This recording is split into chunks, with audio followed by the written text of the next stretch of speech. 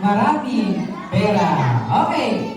Ngayon ay ang pamagat ng ating kwento ay si Jesus ang katotohanan. Isa pa, sabay niyo ako. 1, 2, 3, go. Si Jesus ang katotohanan. Okay. Pag narinig niyo ang salita katotohanan, ano kaya ang pumapasok sa isipan niyo?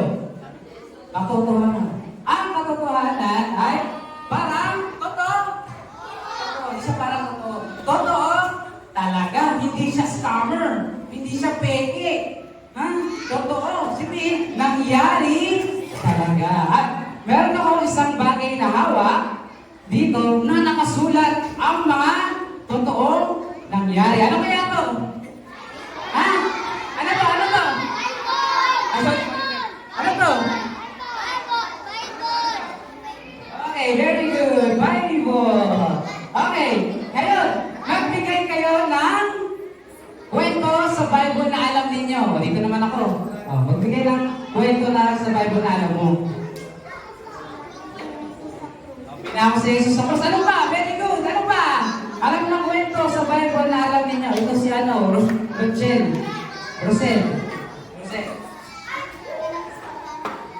Ano pa? Ano pa? Very good. Ano pang kwento kung Jesus? Marami dun. Sige yung maliit, kasi matangkad. Ay, ikaw maliit. Namatay si Jesus. Namatay si Jesus. Okay. Very good. Okay. Okay, meron kwento doon sa Bible. Sino kaya? Yung naghati ng tubig. Ako. Hindi ikaw. Okay, ano ang pangalan niya? Si Moy. Si Amoy. Yes. Kala ko sino mga Moy. Si Moy. Yes. O sino man yung maliit na nakapaglaban sa higante? Sino? Si Jesus. Sino? Si Okay, very good. Si David. Anong pangalan ng malaki? Ano? Gulaman? Gulayat. Ano? Gulaman eh. Oo, wala kayo no? Okay, gulaman. At meron isang pinakamahalaga na kwento sa Bible na nabanggit ni Ate Olivia. Ayun ay si Jesus. Okay, si Jesus. Okay, ayun man. Magbigay ng ginawa ni Jesus. Magbigay ang ginawa ni Jesus. Ano ang ginawa niya? Dito, sa dulo. Active ang mga bata ngayon ah. Ito naman, dito sa likod naman ako. Sa likod naman. Ito si Mark Heras. Pagpay Mark Heras ito eh. Magbigay ng ginawa ni Jesus. Huwag sinasabi ko kaya na ito. Ano pa?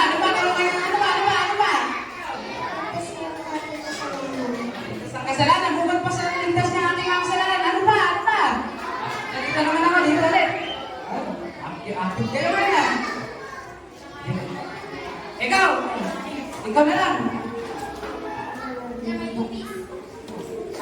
Okay, ano ba? Yung ano nangyari sa ganun? Ano nangyari sa ganun?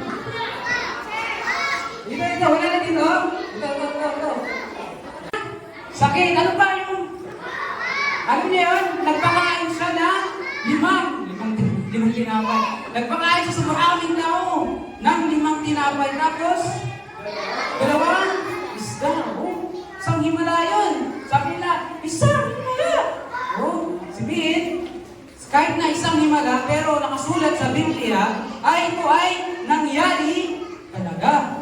Pero, meron pang isang ginawa sa Jesus na binanggit ng mga bata. Ito ay pinako siya sa Di nyo ba naisip, ang bait-bait ni Jesus. Bakit siya ipapako sa krus?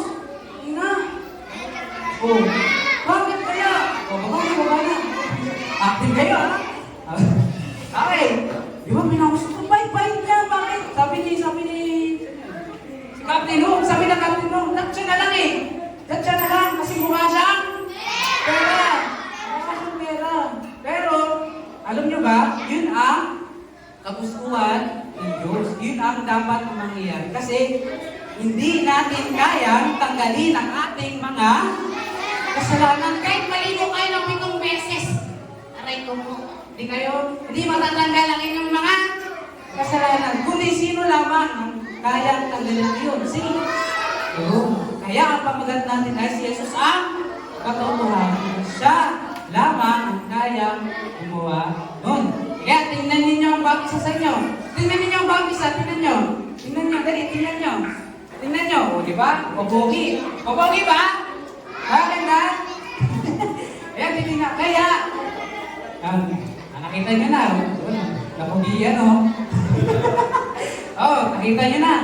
Ayan ang dahilan kung bakit tayo nandito sa simbahan na sama-sama. Nandito ang Kristuan. Nandito ang Monolith at Baneo. Sa din. At ang Epangeli. Diba? Yun na-imagine? English teacher. Hindi nyo na-imagine na sama-sama tayo dahil doon sa ginawa ni Jesus sa atin. Pinatawad ang ating mga kasalanan. Kahit na mukha tayong pera, kahit na matigas ang ulo ni...